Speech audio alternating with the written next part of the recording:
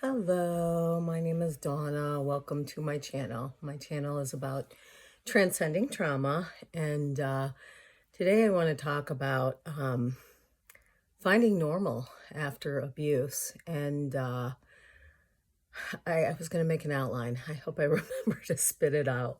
But there's a lot of ways, there's a lot of tips that I want to share that I've picked up along my journey to healing after living through some hard life situations.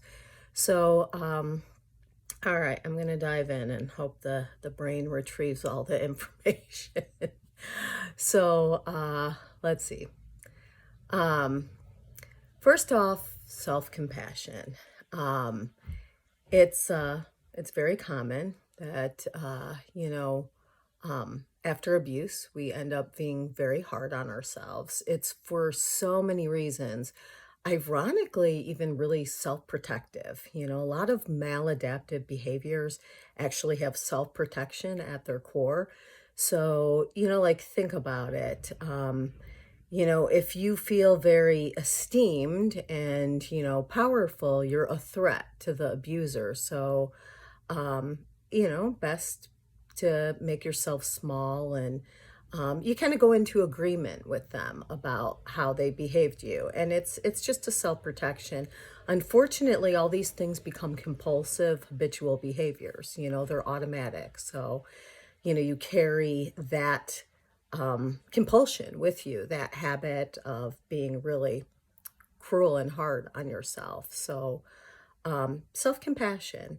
And it can look like, too, I was thinking about, often with living through abuse, naturally comes depression and anxiety. I mean, that's just like a normal symptom, right? That would come from being mistreated, right?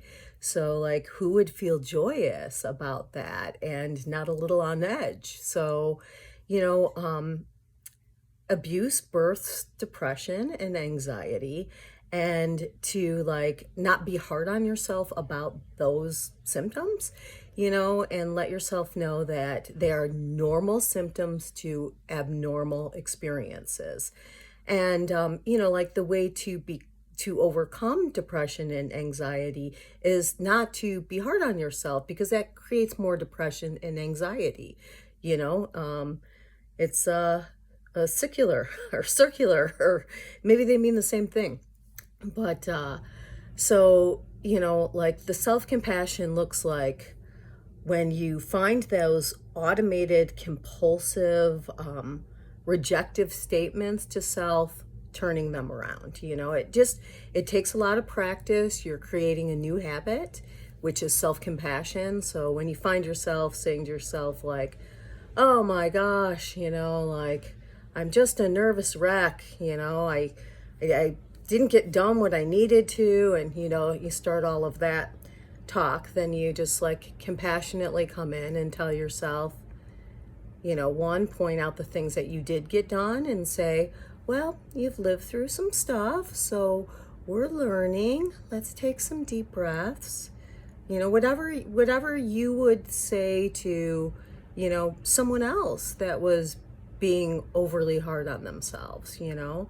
So just, talk to yourself that same way. Again, it's hard. It's going to be a habit. So kind of brings me to like another automated thing that happens is it's very natural to go into negative thought patterns, because again, the self-protection, the way the brain works is it stores all of our memories and we draw from our experiences. It's so that the brain doesn't have to live every situation in life with no knowledge. It draws from its wisdom, its experience. And when there's hard experiences that have happened, those imprint even stronger, because the brain is like, oh, be very alert in these moments, because remember, you had to be on top of things because this and this happened, the activation of the nervous system. So, again, easy on self. These are just natural, biological, normal processes that a brain does and a human being and a nervous system does. So, stop being hard on yourself for having normal symptoms, to, abnormal circumstances. So, yeah, just really paying attention. So those negative thoughts, again with the compassion, knowing that they're going to come up, there's self-protection. So the brain's going to auto like go to like a very hyper aroused state, so like, oh my gosh, it's like an exaggeration. It's like, which I'm going to talk about creativity next. I'm sure I'm going to think of a million things after I'm done. I guess I could make another video. So, the negative thoughts are automatic. And I think I read somewhere it takes 10 positive things to overcome one negative. So just really, I'm thinking in my head the things I want to say about what you allow in your life and the language. And okay, I'm just trying to remember all my points I wanted to make.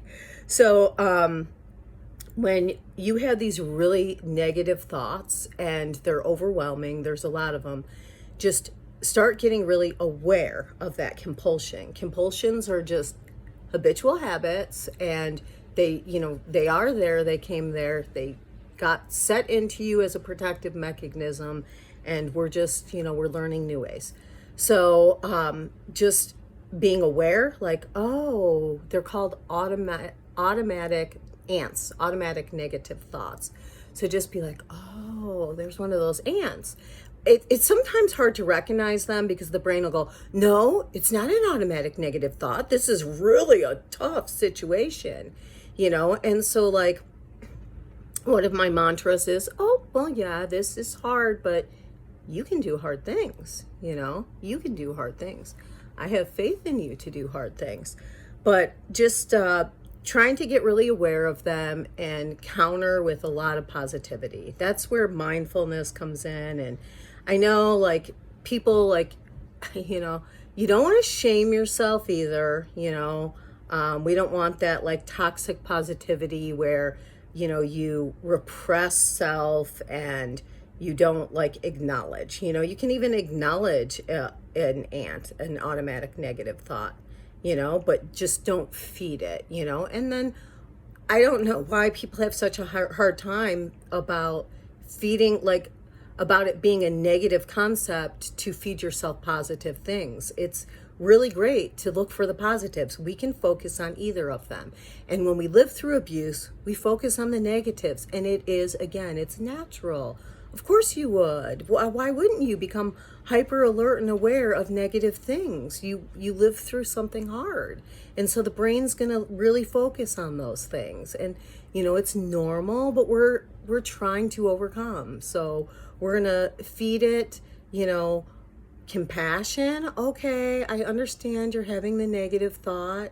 It's okay, and then we're going to feed it positive.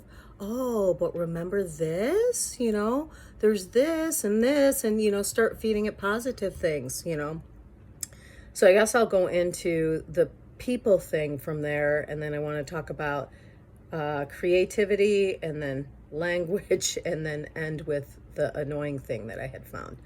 Gosh, I hope I remember that. Okay, so the people, it's really hard to heal when you keep putting yourself in connection with the same type of people that abused you. And it is hard, especially when you've grown up in dysfunction. And, toxic behavior is very normal to you and you just accept it, It's about learning again, like the brain likes familiar. It's like, oh, I know how to navigate this terrain. It doesn't matter if the terrain is like highly dangerous, but we know it. So, instead of taking the easier path, we take the hard path because it's familiar and the brain thinks I know how to navigate this. So, just getting really aware. I had to start looking up, what do toxic behaviors look like? And what does a safe person versus an unsafe person, sorry, something popped up, look like, to really like, help myself see it. So, being cautious, people that when you find, okay, here's a few examples of an unsafe person, because it's going to make you feel small and icky and not in your power, and the things that we're trying to get back after, living through abuse. So if you talk to someone that you notice that they use you as an emotional dumping ground, but there's no reciprocity, meaning when you're feeling something, it gets really minimized or not even talked about at all. Like there's like the balance is off, So that's one thing that, I like, that habitual caretaking that I have ingrained in me, made me really blind to that behavior in others. Just, like a lack of empathy, just like extremely, like, if you notice it's sort of always about them, there's not like that balance again, it's I don't know, just look up what do unsafe people look like, I'll make a video on that too. So yeah, I'm getting starting to be like really critical of myself. I'm trying to get over this. These videos help me too, to like not be so shaming, So okay, so gosh, all right. Yeah, and just like being aware of who you surround yourself with, what you surround yourself with, like when we're trying to cultivate like, more productive, joyous feelings, not like soaking in really apathetic information and, stuff like that. So just like being really conscious of what, your who and what kind of things you're engaging with. And okay, the creativity, gosh, I hope I remember them all. Also another thing, okay, in the language, another thing that I noticed, like after, like from people that have been through abuse and like in me is this like really sensitive nature and this intensity, because again, it's normal, the brain, oh God, I'm just really dogging on myself. The brain, okay, let's do a little bit right now. It's okay. It's just a human body and just a face in a thing that I happen to be attached to. It's okay. So there's a lot of shame that comes from living through abuse, lots of shame. And I was reading that to overcome shame is the self-compassion. So I'm just going to take a moment right now and say, I'm going to just live the experience right now and show you, like, Donna, you're okay. You don't need to hide. Your face is not so repulsive that people can't look at you. You are okay. I want to cry right now. I'm like, that's self-compassion. You actually look kind of pretty right now. It's okay. You're okay. I know, what I hear in abusers, I don't even want to say what they said, and that's all I can focus on right now. And I'm going to do the self-compassion again. Donna, that was a man that was hurting, and he was looking for ways to hurt you. So please don't pick that up. Let's just set that down, and let's just own and radically accept just all the parts of us. No one is perfect. It's okay. All right, there you go. In action, self-compassion. So anyways, very sensitive and there can be a lot of intensity because, well, hello, naturally, the nervous system has been, highly activated, and it's sort of prone to that activation. When you live in the sympathetic nervous system, quite often, the fight or flight, freeze or fawn or fix,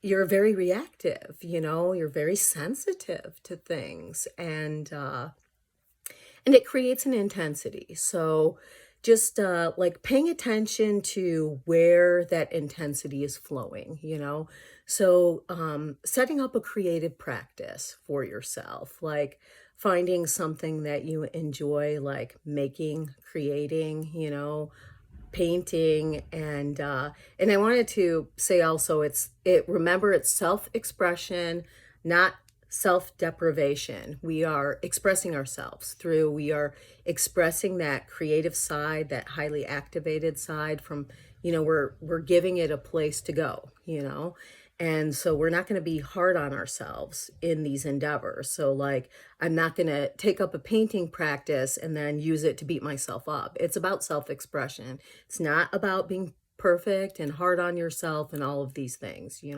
This is about, self-expression. So, just tunneling that high intensity and those, strong emotions into poetry or, just any kind of creative endeavor. And again, it's just self-expression.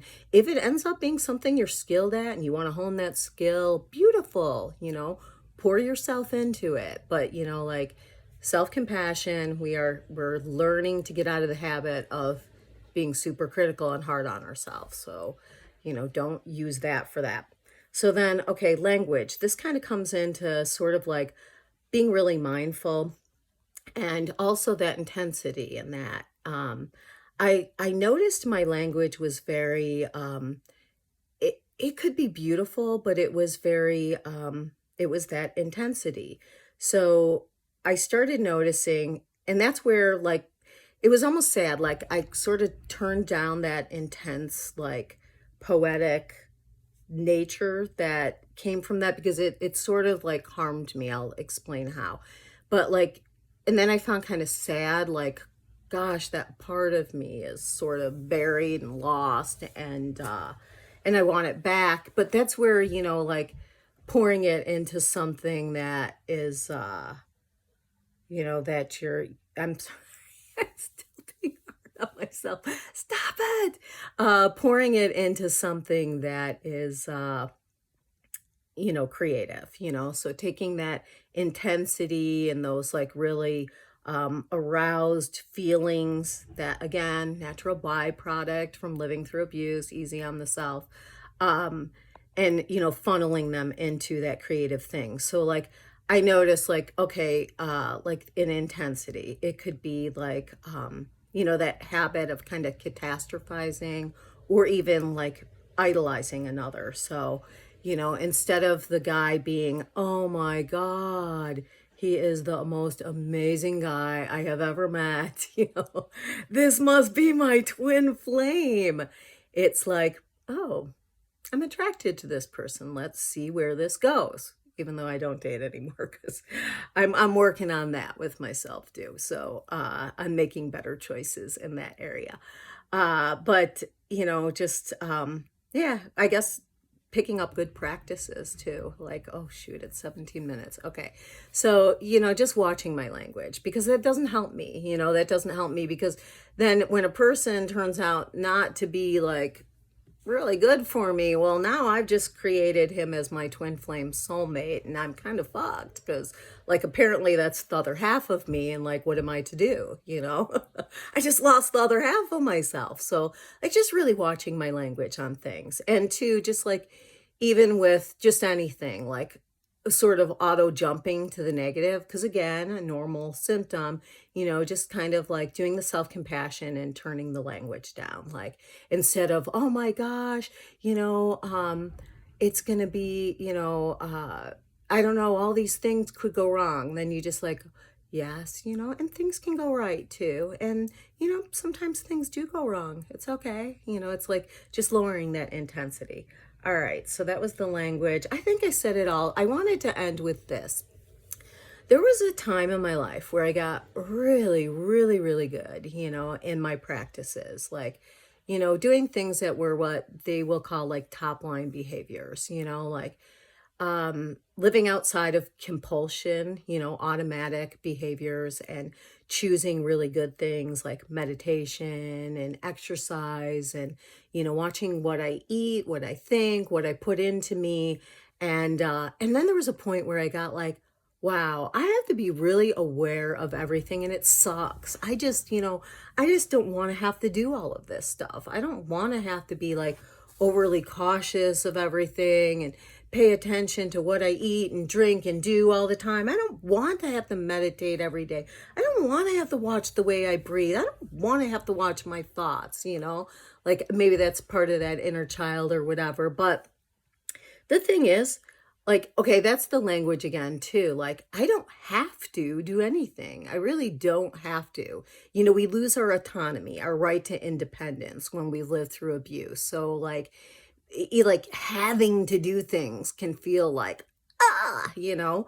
So, I mean, first of all, like even going to work too, I like was really careful about my language. Instead of saying I should go to work or I have to go to work, I started going, time to go to work, or I want to go to work, because the truth is I don't have to work, but then I don't have anything. Then I put myself in, you know, precarious situations like loss of income, you know? So, just like, so that's kind of the language, but it was also like, I wanted to end with the thought that we don't have to do any of these things. These are healthy choices we make because we are loving ourselves. We're learning to care for ourselves. So, yeah, I know. Like, so when you feel kind of overwhelmed, like I know I have like overcoming CPTSD, complex post-traumatic stress disorder. Um I felt really like pissed off like that I had to do all these things.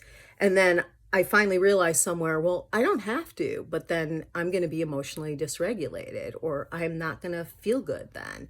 So like they're healthy choices. I don't have to do them. But, you know, there's a consequence to not doing them, and that's getting dysregulated and feeling like shit and going into a shame spiral or depression or, you know, feeling over anxious. So, you know, like when you start feeling really like, damn, why do I have to do all this stuff?